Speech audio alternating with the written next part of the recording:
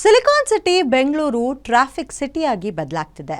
ಅದನ್ನು ನಿಯಂತ್ರಣ ಮಾಡಲು ಬಳಸಿದ ಆಧುನಿಕ ತಂತ್ರಜ್ಞಾನ ಕೂಡ ಬಹುತೇಕ ಫೇಲ್ ಆಗಿದೆ. ಟ್ರಾಫಿಕ್ ಕಂಟ್ರೋಲ್ ಮಾಡಬೇಕಾದ ಸಾಧನವೇ ಟ್ರಾಫಿಕ್ ಸಮಸ್ಯೆಯನ್ನ ಇನ್ನಷ್ಟು ಹೆಚ್ಚು ಮಾಡ್ತಿದೆ. ಈ ಕುರಿತಾದಂತಹ ಡೀಟೇಲ್ ನಿಮಗಾಗಿ ಕಾಯ್ತಿದೆ. Check this out.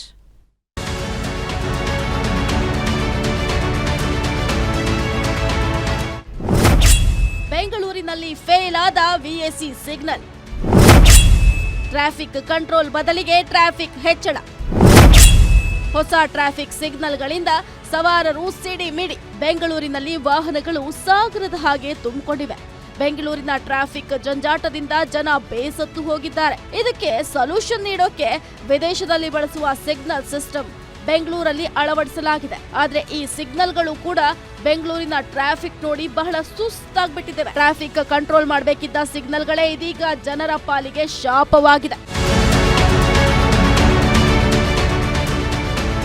ಸಿಲಿಕಾನ್ ಸಿಟಿಯ ಪ್ರಮುಖ ಜಂಕ್ಷನ್ಗಳಲ್ಲಿ ವಿಎಸಿ ಸಿಗ್ನಲ್ಗಳನ್ನು ಅಳವಡಿಕೆ ಮಾಡಲಾಗಿದೆ. ವಿಎಸಿ ಅಂದ್ರೆ ವೆಹಿಕಲ್ ಅಕ್ಯುರೇಟೆಡ್ ಕಂಟ್ರೋಲ್ ಅಂತ ಅರ್ಥ. ವಿದೇಶಗಳಲ್ಲಿ ಈ ತಂತ್ರಜ್ಞಾನಗಳನ್ನ ಬಳಸಲಾಗುತ್ತೆ.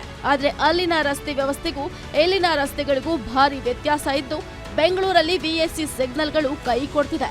ಸಂಚಾರ ನಿಯಂತ್ರಣ ಮಾಡಬೇಕಿದ್ದ ಸಿಗ್ನಲ್ಗಳಿಂದಲೇ ಸಂಚಾರ ದಟ್ಟಣೆ ಹೆಚ್ಚಳವಾಗ್ತಿದೆ. ಈ ಹಿಂದೆ 90 ಸೆಕೆಂಡ್ಗಳನ್ನ ಕಾಯ್ತಿದ್ದ ವಾಹನ ಸವಾರರು ಇದೀಗ ಒಂದು ಸಿಗ್ನಲ್ ಅಲ್ಲಿ 3 ನಿಮಿಷಕ್ಕಿಂತ ಹೆಚ್ಚು ಕಾಲ ನಿಲ್ಲುವ ಸ್ಥಿತಿ ನಿರ್ಮಾಣವಾಗಿದೆ. ಈಗ ಏನಾಗುತ್ತೆ ಅಂದ್ರೆ ವಿಎಸ್ ಅಂದ್ರೆ ವೆಹಿಕಲ್ ಆಕ್ಚುಯೇಟೆಡ್ ಸಿಗ್ನಲ್ಸ್ ಅಂತಾರೆ. ಅದನ್ನ ವೆಹಿಕಲ್ ನೋಡಿಕೊಂಡು ಚೇಂಜ್ ಆಗ್ತಾ ಇರುತ್ತೆ. ಅದು ಅಂದರೆ ಇದು ಯಾವಾಗ ಒಳ್ಳೇದಾಗ ಪ್ರಪಂಚದಲ್ಲಿ ಭಾಳ ಕಡೆ ಇದೆ. ಲಂಡನ್ನಲ್ಲಿದೆ, US ಕೆಲವು ಕಡೆ ಇದೆ, ಎಲ್ಲ ಕಡೆ ಇದೆ. ಅದೇನು ಅಂತಂದರೆ ವೆಹಿಕಲ್ ನೋಡಿಕೊಂಡು ಟೈಮ್ ಅಲಾಟ್ ಮಾಡ್ಕೊಳ್ಳುತ್ತದು ಆಟೋಮೆಟಿಕ್ಕು, ಅದೇ ಕನ್ವರ್ಟ್ ಆಗ್ತದೆ. ಬಟ್ ಇಲ್ಲೇನಾಗುತ್ತೆ, ಬೆಂಗಳೂರಿನಲ್ಲಿ ಒಂದೇ ಟೈಪ್ ವೆಹಿಕಲ್ ಇಲ್ಲ, ಕಾರ್ಗಳು ಒಂದೇ ಇಲ್ಲ. ಇಲ್ಲಿ ಬಸ್ಸುಗಳು, 2 ವೀಲರ್ಗಳಿರುತ್ತೆ, ಡಿಫ್ರೆಂಟ್ ಸ್ಪೀಡ್ ಕಂಡೀಷನ್ಸ್ ಇರುತ್ತೆ, ಪ್ರಾಬ್ಲಮ್ ಜಾಸ್ತಿ. ಅದೇ ಟೆಕ್ನಾಲಜಿ, ಅದೇ ಯಾವ್ಯಾವ ಟೆಕ್ನಾಲಜಿ ಸೂಟ್ ಆಗಲ್ಲ ಇಲ್ಲಿಗೆ. ನಾವೇನು ಮಾಡ್ತೀವಿ, ಫಾರಿನಲ್ಲಿ ಇದೆ ತಂದ್ಬಿಡೋಣ ಅದನ್ನು, ಅದು ಒಂಥರ ಮಿನಿಸ್ಟರ್ಗಳು ನೋಡ್ಕೊತಾರೆ ಅದನ್ನು. ಏನೋ ಈ ಸಿಗ್ನಲ್ಗಳಿಂದ ವಾಹನ ಸವಾರರಿಗೆ ಕನ್ಫ್ಯೂಷನ್ ಶುರುವಾಗಿದೆ. ಸಿಗ್ನಲ್ ಕೌಂಟ್ ಆಗ್ತಾ ಇದ್ರು ಏಕಾಏಕಿ ಗ್ರೀನ್ ಹಾಗೂ ಸ್ಟಾಪ್ ಬರುವ ಸಮಸ್ಯೆಗಳು ಎದುರಾಗ್ತಿದೆ.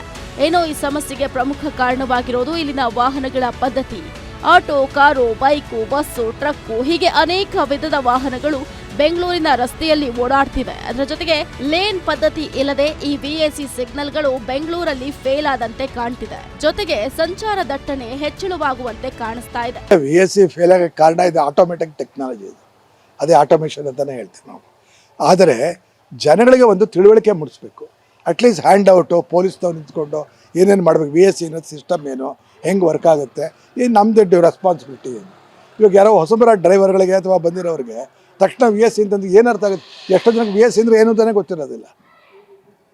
ನಾವು ಏನಾಗುತ್ತೆ, ಇದರಲ್ಲಿ ಜನರಲಾಗಿ ಟ್ರಯಲ್ ಆ್ಯಂಡ್ ಎರರ್ ಮಾಡ್ಕೊಂಡು ಹೋಗ್ತೀವಿ. ಜನಗಳಿಗೆ ಮೊದಲು ತಿಳುವಳಿಕೆ ತಂದು ಯಾವುದೇ ಸಿಸ್ಟಮ್ ಹಾಕಬೇಕು. ಬೋರ್ಡ್ ಹಾಕೋದು ಬೋರ್ಡ್ ಹಾಕಿದ್ರೆ ಯಾರೋ ವರ್ಕ್ ಆಗಲ್ಲ, ನೋಡೋಕ್ಕೆ ಹೋಗೋದು ಇಲ್ಲ. ಅದೇ ತಿಳುವಳಿಕೆ ಯಾರು ಮಾಡಬೇಕು, ಇದನ್ನು ಸೊಸೈಟಿ ಮಾಡಬೇಕು, ಇದನ್ನು ಟ್ರಾಫಿಕ್ ಪೊಲೀಸ್ನವ್ರು ಮಾಡಬೇಕು. ಒಟ್ಟಲ್ಲಿ ಬೇಲಿನ ಎದ್ದು ಹೊಲಾನ ಮೇದಂಗೆ ಹೊಸ ವಿಎಸಿ ಸಿಗ್ನಲ್ಗಳು ಸಂಚಾರ ದಟ್ಟಣೆ ಸುಗಮಗೊಳಿಸಬೇಕು. ಆದ್ರೆ ಅದನ್ನ ಬಿಟ್ಟು ಸಂಚಾರ ದಟ್ಟಣೆ ಇನ್ನಷ್ಟು ಹೆಚ್ಚಾಗ್ತಿದೆ. ಇದೇ ರೀತಿ ಈ ಸಿಗ್ನಲ್ ಕಾರ್ಯ ಮುಂದುವರಿಸಿದ್ರೆ ಬೆಂಗಳೂರು ಟ್ರಾಫಿಕ್ ನಿಂದನೇ ತುಂಬಿ ತುಳುಕೋದ್ರಲ್ಲಿ ಡೌಟೇ ಇಲ್ಲ. Charan Moodbidri, metro bureau, guarantee news.